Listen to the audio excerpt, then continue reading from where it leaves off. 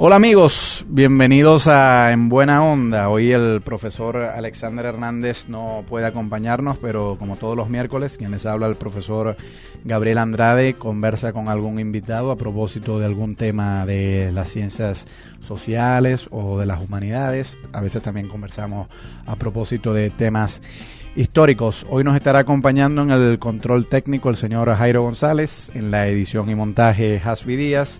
La productora de En Buena Onda es nuestra querida amiga Norelba Torres y el director de Luz Radio es el profesor Alexander Hernández. Y hoy me acompaña un invitado muy especial que es el profesor Tulio Mavares. Él es docente jubilado de la Facultad de Humanidades de Educación y vamos a conversar a propósito de la teoría de la evolución y Charles Darwin. Bienvenido, profesor. Muchas gracias por la invitación. Vamos a empezar por lo más elemental. ¿Quién fue Charles Darwin y por qué su nombre es tan importante? Bueno, Charles Darwin en realidad fue un joven perteneciente a la clase media alta británica, inglesa, de principios y mediados del siglo XIX, criado en una familia donde las mujeres eran muy conservadoras, muy apegadas a la religión, pero los hombres eran más liberales, era la tendencia llamada Whig, no eran tan apegados a la religión. Entonces él estuvo encaminado por su padre, que era médico, muy reputado, muy famoso, a que tuviera una formación en medicina en la Universidad de Edimburgo, que era una de las universidades más famosas en los asuntos médicos en Gran Bretaña.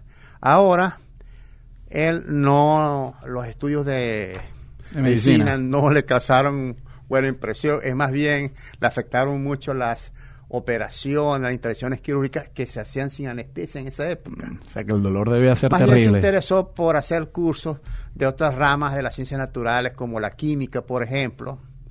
Eso sí, tuvo un contacto importante con un médico, el doctor Robert Grant, que era partidario fervoroso de las teorías lamarckianas, que fue la primera teoría evolucionista integral, que fue desechada, pero tuvo influencia en su época.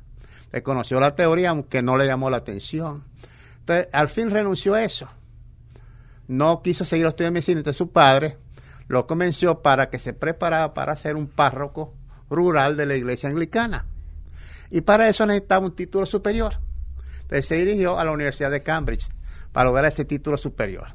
La formación habitual en la época, latín, griego, gramática, la Biblia, filosofía, cuestiones religiosas.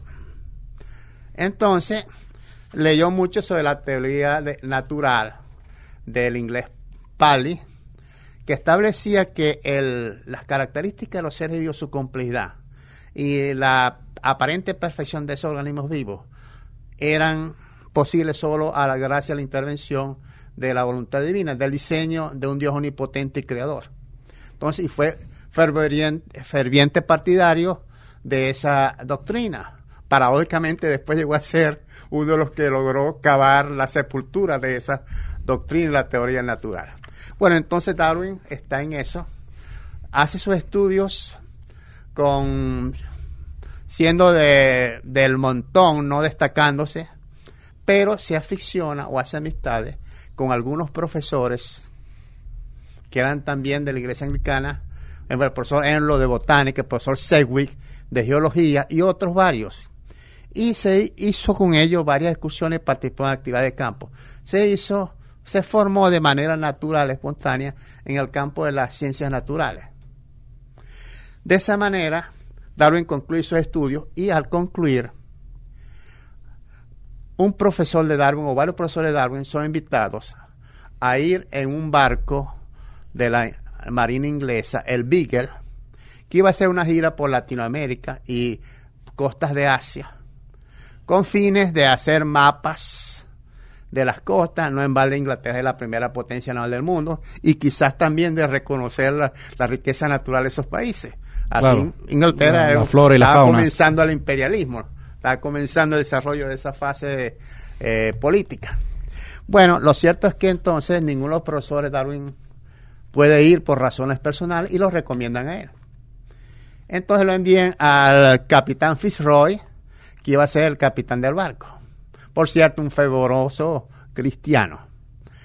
Bueno, yo me imagino que Darwin hasta ese momento también era cristiano, porque se había estudiado por teología. Por supuesto, iba a estudiar, era creía en la teoría natural, creía era en la religión, en Dios, y iba a tener ese destino, ese párroco rural. Aceptaba la tesis creacionista propugnada por la iglesia, etcétera. Bueno, lo cierto es que entonces Darwin recibe la invitación y ese barco hace un largo periplo donde lo más destacado es la parte donde recorre Sudamérica, recorre Brasil, las costas brasileñas, se adentra en la selva brasileña, se maravilla del esplendor de la vida, tanto animal como vegetal en la selva brasileña, hace expediciones costa adentro en Argentina, por la Pampa, llega hasta los Andes chilenos, luego al dar la vuelta, el continente sudamericano por el Estrecho de Magallanes, ve los efectos de un terremoto en Valdivia y Concepción, luego hace un pasaje por unas islas perdidas en medio del océano, que entonces era inglesa, las ya hoy famosas Islas Galápagos, que actualmente pertenecen al Ecuador. Allí observa una fauna muy rara, muy especial, unas tortugas gigantes, que el gobernador de la isla le hace ver que cada tortuga o cada especie de tortuga es específica de una isla. Recoge aves, recoge plantas, recoge animales invertebrados, vertebrados pequeños. Todo ese material lo va almacenando en el barco y paulatinamente lo va enviando a Inglaterra, donde es recibido por Enlow, esperando su llegada para ser repartido entre diferentes especialistas para su análisis respectivo. El asunto es que Darwin comienza a ver ciertas cosas allí que no compaginan bien con la teoría creacionista. Por ejemplo, observa en las Pampa Argentina un ave corredora, un ñandú, que tiene una forma llamada ñandú común en la región norte de la Pampa, pero en la región sur existe otro más pequeño, diferente. ¿Otra especie? Con otra especie, sí. Pero toda la zona tiene las mismas características ecológicas. Lo que pasa es que es una región muy extensa y en la zona norte hay una especie, en la zona sur hay otra especie. Luego, también en la Pampa recoge fósiles de animales, restos extinguidos de animales que vivieron en el pasado, de grandes megaterios, de animales que parecidos a perezosos, de un animal electrodonto parecido a un armadillo, de un ancestro fósil de los actuales en capibara, como llaman tiene chigüires, los chigüires del llano venezolano, etcétera. Luego en los Galápagos, aparte de la situación de las tortugas, recoge una serie de aves, sinsontes, por ejemplo, y también los hoy famosos pinzones de Darwin. Darwin, una especie de pinzones, reconoce que son específicas de algunas islas, pero fue un poco descuidado con los pinzones, no lo etiquetó bien en cuanto a la procedencia exacta de cada uno. Idealmente reconoce la variedad de pinzones, pero no se da cuenta en ese momento de que pertenecen a diferentes islas. Luego regresa a Inglaterra en el año 1836. Va a su casa, luego retorna a Londres. Entrega el material a varios especialistas. Los fósiles los entrega a un anatomista famoso, Owen, que luego fue opositor de sus teorías. Los pinzones los entrega a un ornitólogo de apellido Good, y así sucesivamente. Y ahí, a partir de entonces se va formando en él la idea de la teoría de la evolución. Los informes de esos especialistas, se da cuenta que hay una diversidad de pinzones, diferentes especies que ubican diferentes islas y tienen diferentes hábitos alimenticios. En consonancia con sus hábitos alimenticios hay variaciones en la forma del pico.